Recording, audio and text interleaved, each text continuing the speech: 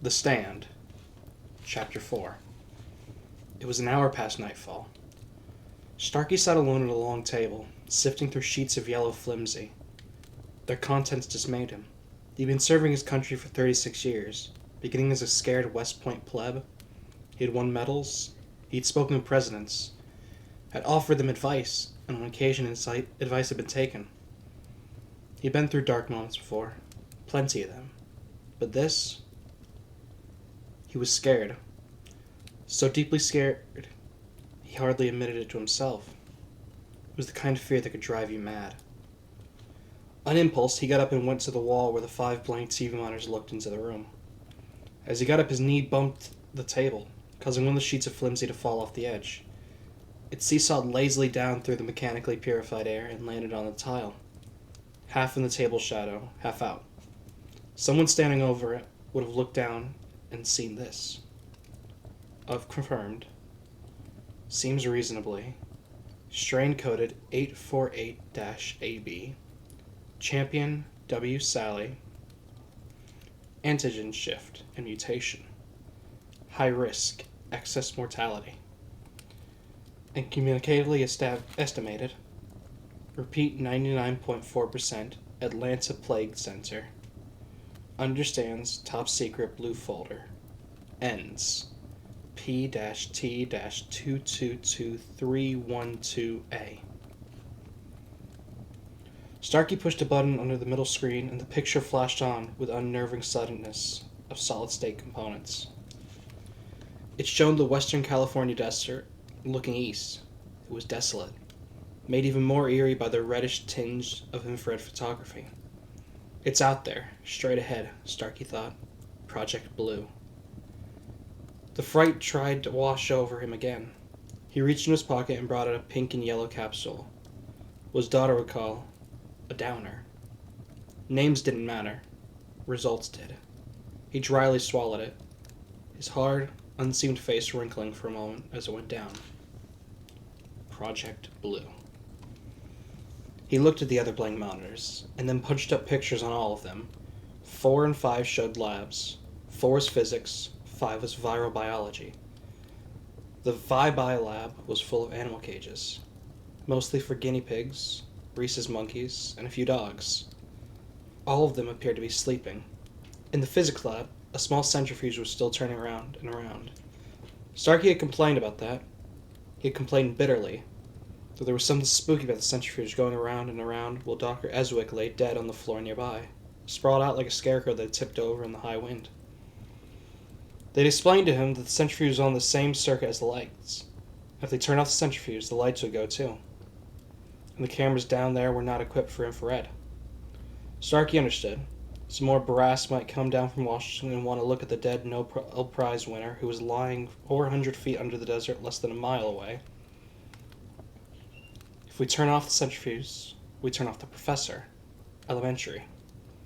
What his daughter would have called a catch-22. He took another downer and looked into monitor 2. This was the one he didn't like. He didn't like the man with his face in the soup. Suppose someone walked up to you and said, "You'll spend an eternity with your fizz in a bowl of soup." It's like the old pie-in-the-face routine. It stops being funny when it starts being you. Monitor 2 showed the Project Blue cafeteria. The accident occurred almost perfectly between shifts, and the cafeteria had been only lightly populated. He supposed it hadn't mattered much to them, whether they had died in the cafeteria, or in their bedrooms, or their labs. Still, the man with his face in the soup. A man and a woman in blue coveralls were crumpled at the floor of a candy machine. A man in white overall lay beside the Seaberg jukebox. At the tables themselves were 9 men and 14 women. Some of them slumped beside Hostess Twinkies, some with spilled cups of Coke and Bubble Up still clutched in their stiff hands. At the second table, near the end, there was a man who identified as Frank D. Bruce, and his face in a bowl of what seemed to be Campbell's chunky sirloin soup. The first monitor showed only a digital clock, until June 13th. All the numbers on that clock had been green. Now they had turned bright red. They had stopped. The figures read 6, 13, 80, 2:37:16.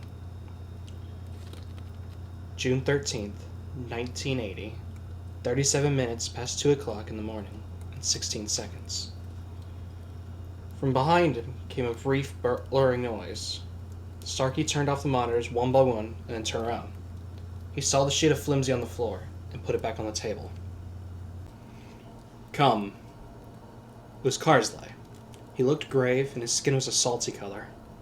More bad news, Starkey thought serenely. Someone else must have taken a long, high dive in a cold bowl of chunky sirloin soup. Hi, Len, he said quietly. Len Carsley nodded. Billy, this... Christ, I don't know how to tell you. I think one word at a time might be best, soldier. Those men who handled Champion's body are through their prelims at Atlanta, and the news isn't good. All of them? 5 for sure. There's one. His name is Stuart Redman, who's negative so far. But as far as we can tell, Champion himself was negative for over 50 hours. If only Champion hadn't run, Starkey said. That was sloppy security, Len. Very sloppy. Carsley nodded. Go on. Arnett has been quarantined. We've isolated at least 16 cases of constantly shifting A-prime flu out there, and those are just the overt ones. The news media? So far, no problem. They believe it's anthrax. What else? One very serious problem. We had a Texas highway patrolman named Joseph Robert Brentwood. His cousin owns a gas station where Champion touched down. He dropped by yesterday morning to tell Hapscom the health people were coming. We picked Brentwood up 3 hours ago. He's en route to Atlanta now. In the meantime, he's been patrolling half of East Texas. God knows how many people he's been in contact with. Oh shit, Starkey said, and was appalled by the watery weakness in his voice, and the skin crawl that had started near the base of his testicles and was now working up to his belly. 99.4% communicability, he thought.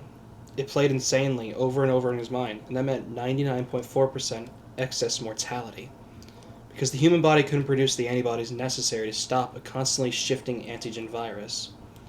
Every time the body did produce the right antibody, the virus simply shifted. For the same reason, the vaccine was going to be almost impossible to create. 99.4%. Christ, he said. That's it? Well, go on, finish. Softly then, Carsley said, Hammer's dead, Billy. Suicide. He shot himself in the eye with his service pistol. The Project Blue specs were on his desk. I guess he thought leaving them there was easier than writing a suicide note. Starkey closed his eyes. Vic Hammer had been, his son-in-law. How was he supposed to tell Cynthia about this? I'm sorry, Cindy. Vic took a high dive into a cold bowl of soup today. Here, have a downer. You see, there was a goof. Somebody made a mistake with a box. Somebody else forgot to pull a switch that would have sealed off the base. The lag was only 33 seconds, but it was enough. The box is known in the trade as a sniffer. It's made in Portland, Oregon. Defense Department contract 1644-80966. Boxes are put together by female technicians, and they put together circuit by circuit, so none of them really know what they're doing. One of them was maybe thinking about what to make for supper, and whoever was supposed to check her work was maybe thinking about trading the family car. Anyway, Cindy, the last coincidence was that a man by the number or security post, a man named Champion, saw the numbers go red. He got his family and ran. He drove through the main gate just 33 seconds before the siren started going off. Anyway, Cindy, what I'm trying to say is this shit is a chain of coincidences, on the order of winning the Irish sweepstakes. None of it was Vic's fault, but he was the head of the project, and he saw the situation start to escalate, and then... Thanks, Len, he said. Billy, would you like... I'll be up in 10 minutes. I want you to schedule a general staff meeting 15 minutes from now. If they're in bed, kick them out. Yes, sir. And Len? Yes? I'm glad you're the one who told me. Yes, sir. Carsley left. Starkey glanced at his watch, and then walked over the monitors set on the wall. He turned on 2, put his hands behind his back, and stared thoughtfully into Project Blue's silent cafeteria.